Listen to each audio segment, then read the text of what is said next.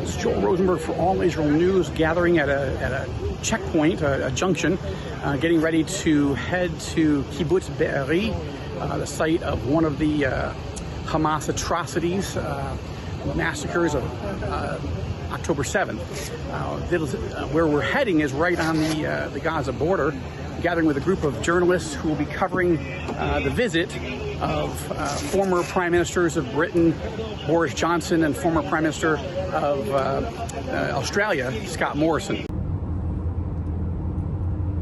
We're in Kfar Aza right now, right on the Gaza border, very, very close at least, and it's a scene of total devastation. It took days for the IDF to secure this location, as there were so many terrorists to fight, as well as terrorists that were hiding in various homes, sections of homes.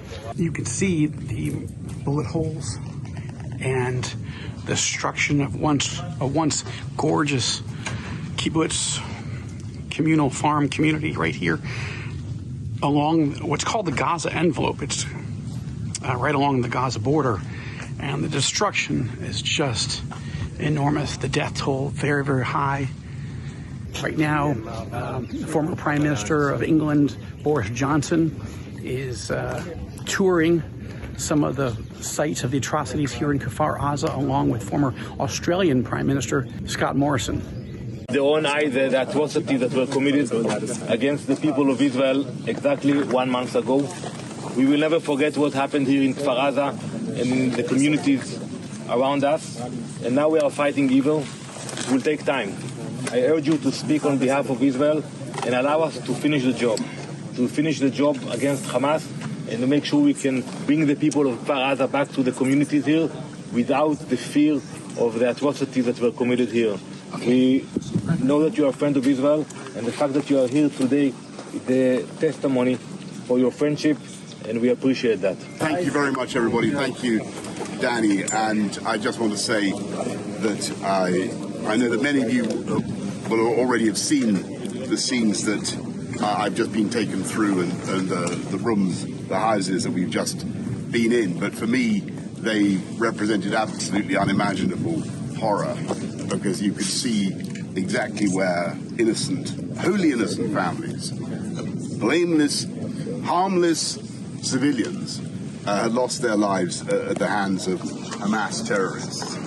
And I think it is incredibly important that people should be reminded of the full tragedy and horror and sadism of what happened on October the 7th. The month that has passed since that massacre, since those atrocities, a kind of moral fog has descended. And I personally, utterly reject any attempt to equate the terrorism of Hamas with the work of the Israeli Defense Forces in trying to make sure that nothing like this ever happens again. We cannot have this false moral equivalence between terrorism and soldiers who are going about their jobs trying to minimize suffering to innocent human beings. And as I saw this morning, who are trained expressly to do that. And to echo what Danny has just said, I think it's very important now that the world recognizes that a massive crime has been committed here and in the whole area. And it is now up to Israel to make sure that they do everything they can, and this is, I believe, not just their right but their duty, to find the murderers, to make sure that they can never do anything like this again. One quick word and support everything Boris and Danny have said and say thank you for allowing me to join, but you can't help be overwhelmed by the sense of what we're standing on was once a month ago a place of innocence and now has been desecrated beyond comprehension.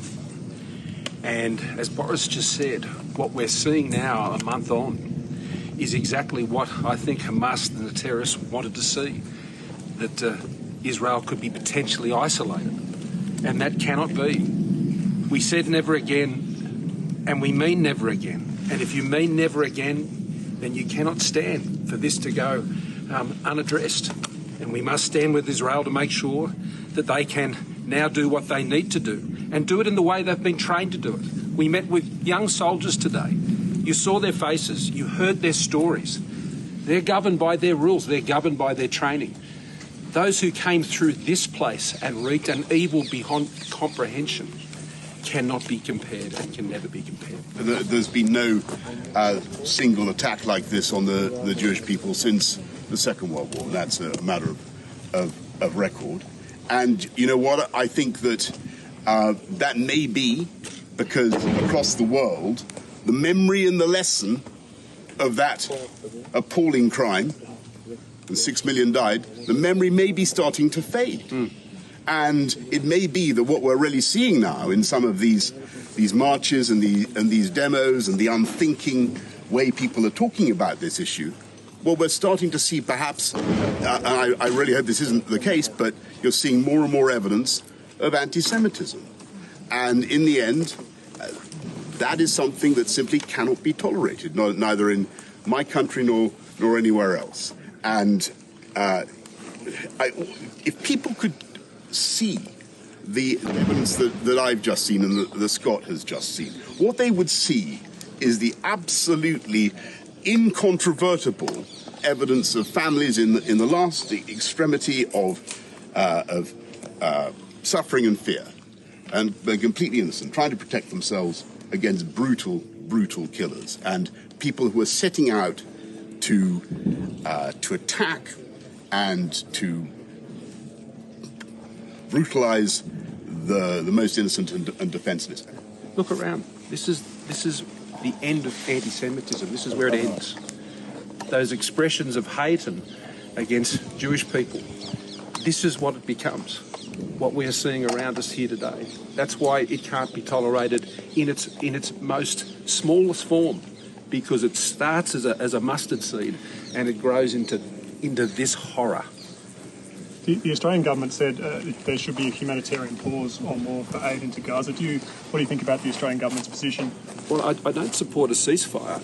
And in terms of a pause, in our discussions today, there is a willingness to ensure that there's humanitarian support. But do you provide a pause and a ceasefire to allow Hamas to regroup, to get themselves in a position to resist even further?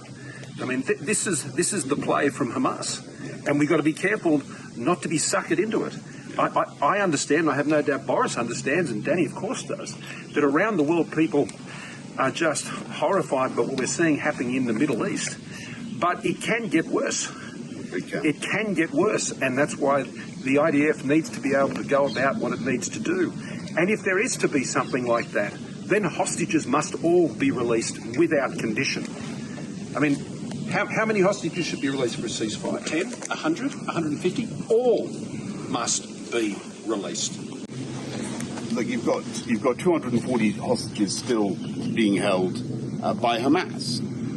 Some of them are children under 8. I think there's a baby of 9 months old. It is absolutely sickening. The idea that you could have a ceasefire, interrupt the Israeli security force, the Israeli Defense Force's operations now when they're trying to find these poor people, now when they're trying to rescue them, seems to me to be completely wrong. I mean, it must be up to Israel. It's not for me to second guess the operational decisions that they want to make. If they think that there's a logic for a pause for humanitarian reasons, that's entirely up to them. But they've got to be able to continue with what is the enforcement of law, with the protection of their people in the way that they need to do. And we need to, and so I would say we need to give them some time and give them some space. It was an extraordinary afternoon with the two former prime ministers of their countries. Kfar Aza was worse than any war zone that I've personally been to, even here in Israel, even in recent weeks.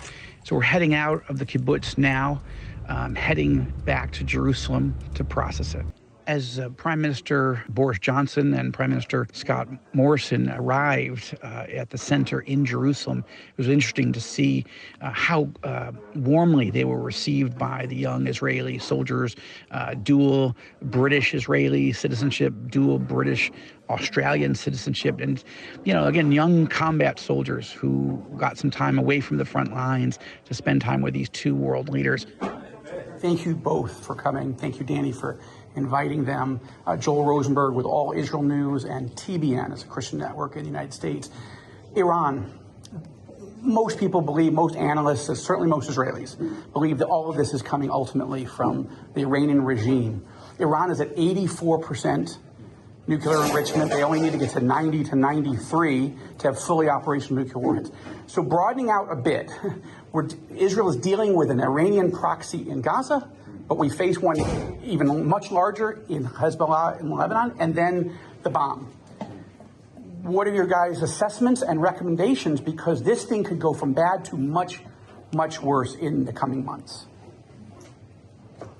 Look, thank you very much. And I think that, frankly, the Iranian role in destabilizing the region cannot be underestimated. It's not just Hezbollah, as everybody knows. Iran is very strong in Yemen, in Syria, in Iraq. It's a tragedy. You have to counter that with a great deal of vigilance, and you have to do everything you can to stop Iran getting a nuclear weapon. I happen to think that it will be a disaster not just for the world, but above all for Iran and for the Iranian people, if that were to happen. And there is a different path for them to take, and they need to take it. And that's why we have the arrangements we have in place. We need to be tougher. There's no question about it. I think what Scott has said is absolutely right. It seems incredible to me that Iran is currently being, not paying a full price, as it were, for actively having trained these Hamas terrorists. We have a big problem there. But the possession of a nuclear weapon would be a disaster for the Iranians themselves, and they need to understand that. There must be greater pressure within the international system. Israel has been condemned 500 times by the United Nations General Assembly, but Hamas not once, and Iran not once for their support of terrorism in these types of activities. That tells you a lot about the proclivity of the international system and how it's dealing with that issue. And there has to be a way for that to be dealt with in the international system. As Boris says, there are some arrangements, but as I said, they need to be stronger because there's too much at stake. There's too much at stake. But the right here and now for us is to encourage these young men and women who are across from us doing what they're doing, and your families must be just bursting with pride, but at the same time incredibly concerned for your own well-being and safety. So prayers with you. Thank you. Amen. Thank you very much. Just to encourage you to keep praying for strength and courage for these young people that are defending their country. It is not an easy thing for 18, 19, 20, 21-year-old young people to face. But that's why we're doing what we're doing at All Israel News and the Rosenberg Report. This is Joel Rosenberg from Kfar Aza and Jerusalem, bringing you honest, credible coverage from a biblical worldview.